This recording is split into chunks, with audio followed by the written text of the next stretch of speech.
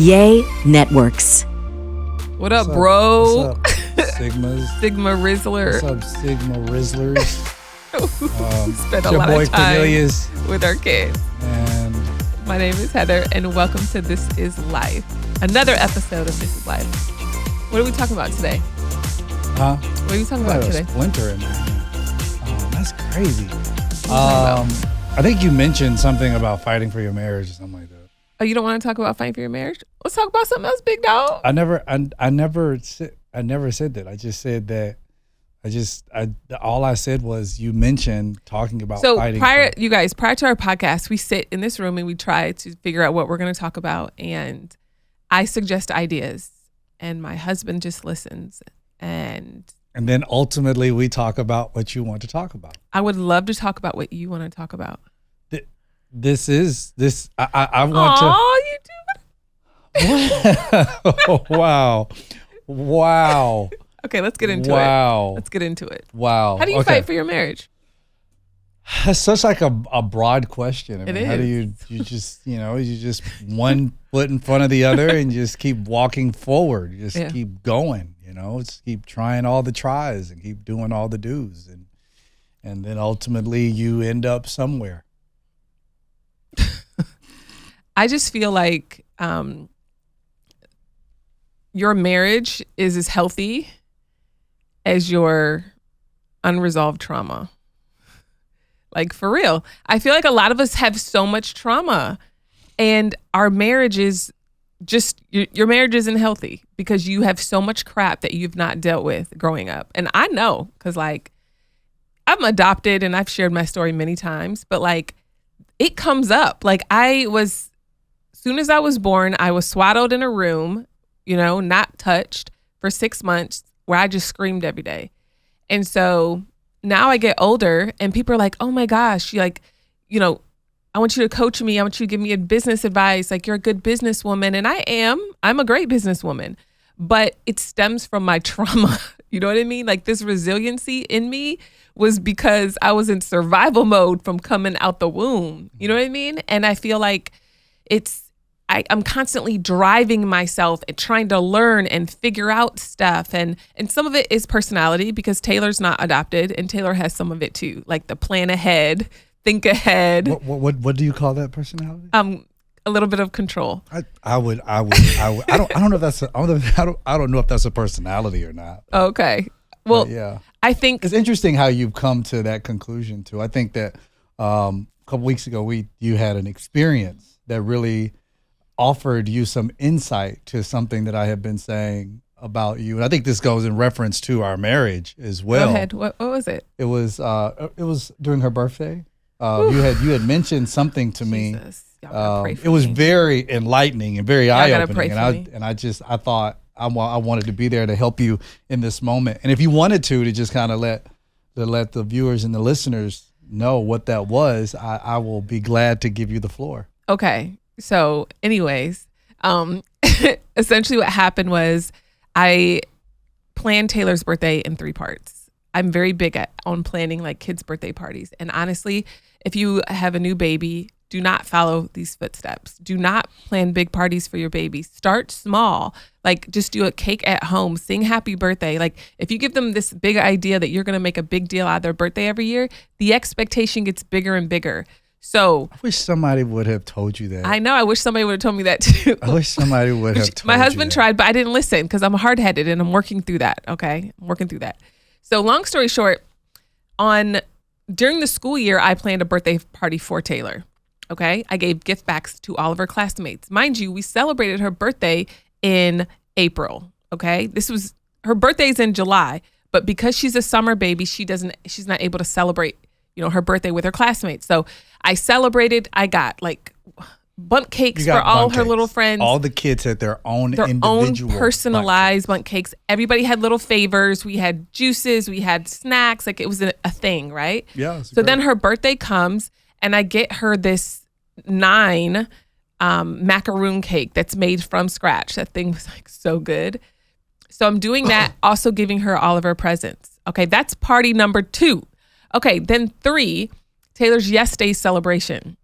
Y'all, I planned this whole thing. Okay, yesterday, whatever she wants. We did the Sprinter van. We got the party bus. I rented out this cookie thing, right? This cookie factory where the kids are able to make their cookies from scratch and decorate them and all this stuff.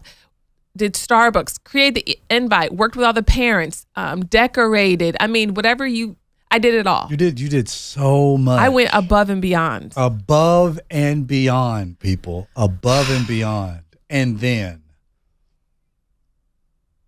continue. No, you keep going. No. I'm trying to remember what happened. You did a great job telling the story. I'm trying to remember what happened. Remember, we had pulled in at, I believe it was at the baking. It was pulling out the baking thing, and Taylor had brought up to you how she wasn't pleased about, some stuff, and you mentioned to her, or you looked at me and you said, "Wow, is this what it feels like?" So Taylor was complaining about something. I don't even remember what it was. It must not have been that big of a deal. It was a pretty big deal. I don't remember, but mind you, we went to the cookie place, and I took her and all her friends to get her nails done, and then we cooked for them. We went home and cooked, and then she started complaining about something, and I was thinking wow, I did all this stuff for you. This is your third party essentially, and I was feeling like nothing is good enough for this girl. You focus on one thing that you're not happy or sad. Oh, this is what it was. There was no Funyuns in the car. There's tons of other snacks. I ordered a bunch of snacks. They're just healthier snacks. So she was comparing her snacks to her brother's snacks. So she was complaining that there was no Funyuns and crying. And I got so frustrated because I was like, I've done all this for you. So then I said to my husband, is this how it feels sometimes with me? Because I can be super hard on you. And also maybe make you feel, I can't make you feel anyway because you feel your own way. But he feels at times that nothing he does is good enough for me because I have this super high standard in life where people are supposed to read my mind and resolve my childhood trauma. You have a vision in your head of what it's supposed to be. The same way with Taylor. We both have visions in your head of what it's supposed to be. And oftentimes you fail to really deliver or communicate what that vision is in full, and you'll give bits and pieces of what the vision is supposed to be, and the rest of it, you are what Taylor did is she kind of just gave an expectation that you're just supposed to know. You're supposed to just because know how she's this feeling. is what the vision is. Yeah. And but she did mention it. That's what's frustrating. The hard thing about it is that, with Taylor, she it's almost like she ignored all the 99,000 other things that you did. 'Cause you did a great job. Thank you, baby. I had no input at all, which is typical. You did a great job setting the whole thing up. I went and got the truck. I drove it around. I was a chauffeur and the gopher boy and the heavy. That's what I was. But you did a great job putting together. She ignored the 99 things you did great, and she focused on the one that you did. The Funyuns that I forgot. The Funyuns that you forgot, which ultimately made you feel why am I putting forth all this effort? Because it's what's the point? Because you're going to complain about the one thing that I'm not doing. My God.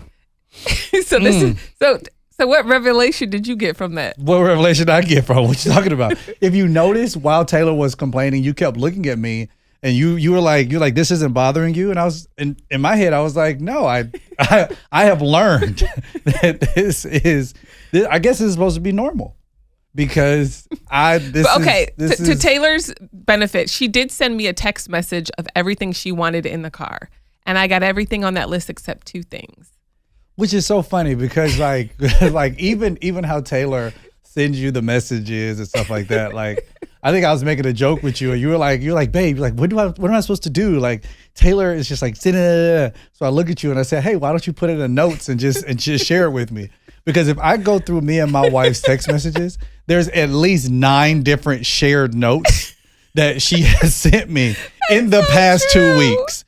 Things I need him to do. This is not even over the month. This is in the past 2 weeks. And then we'll be sitting there in the bed, and then we're watching a show or we're just talking or on our phones, and all of a sudden, out of nowhere, she'll come up with something, be like, you know what? We need to plan Italy.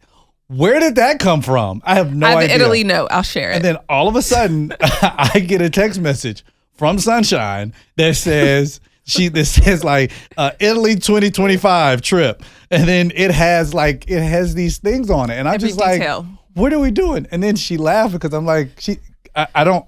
Well, she already knows. I don't check them. I don't check them.